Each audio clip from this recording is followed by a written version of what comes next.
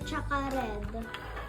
Tapos, dito po ilalagay para po maano po namin sa stencil printing. Ito po yung pang dito sa paint. Ito po yung sponge. Tapos, ito po yung stencil printing ko. Flower po siya. Tapos, gagamitin po natin siya. Tapos, kukulayan natin siya. So, ito po ang gagamitin natin. Tsaka, ito po yung tape para po hindi siya gumalaw. Gagamitin natin po ang sponge. So, ganito po siya. So, yun po muna gagamitin ko.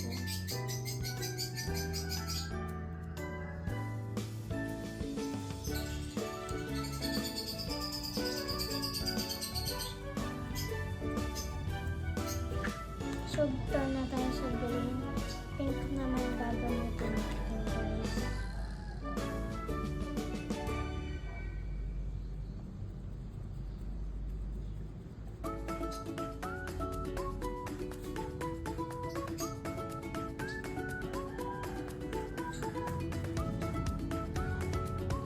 Tapos, orange naman po gagamitin natin.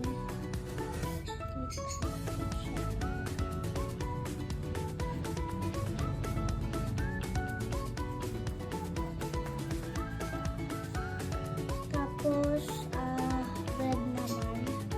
Dito sa middle.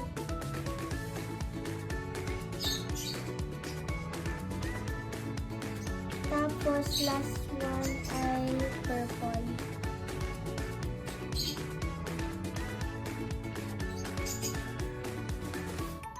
So, ipapag-mix ko yung kulay.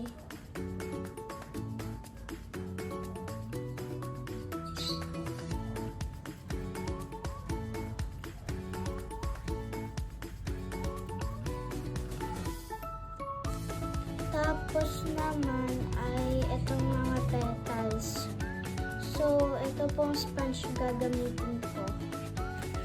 So, ang una ay green.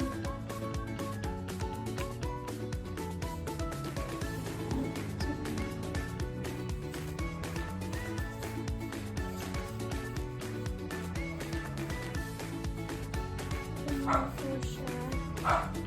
Tapos, green. Tapos isa pong green para po ubos natin yung kulay.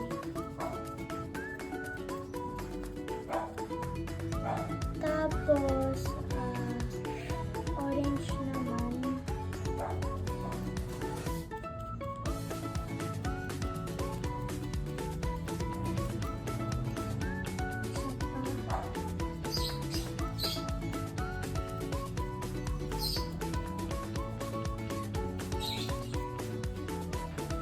Next ay red.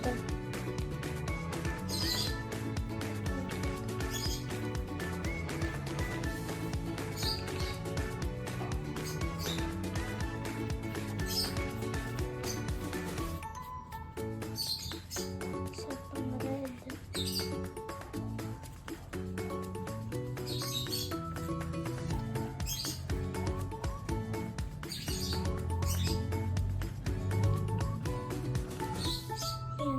Tapos, kuha na po akong bagong sponge. Purple naman po gagamitin natin.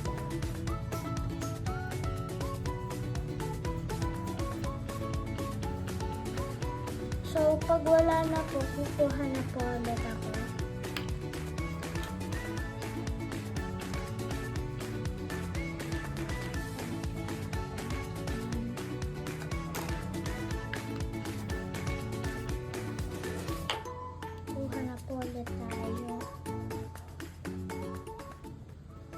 So, ganyan po siya, guys. Tapos, isa pa po.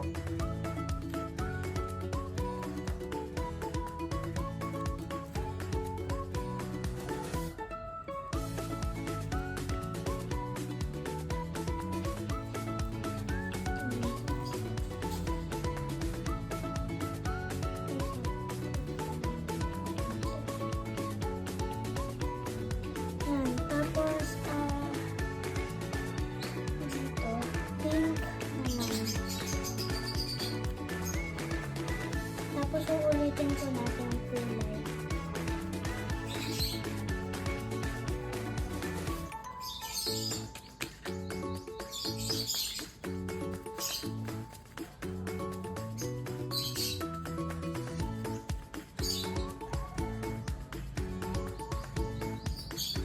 Yan, tapos red naman.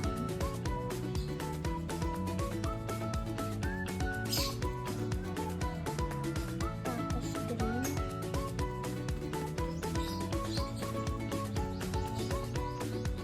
Tapos pink na.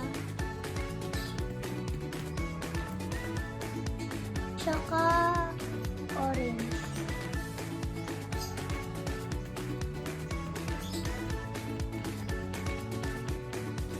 Yan po, tapos isa pa po. Gamit na po tayo ng bagong sponge. Ito na po yung last. Ito po ulit.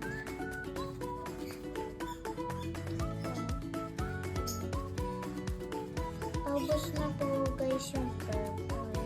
So, hindi na po natin gagawin.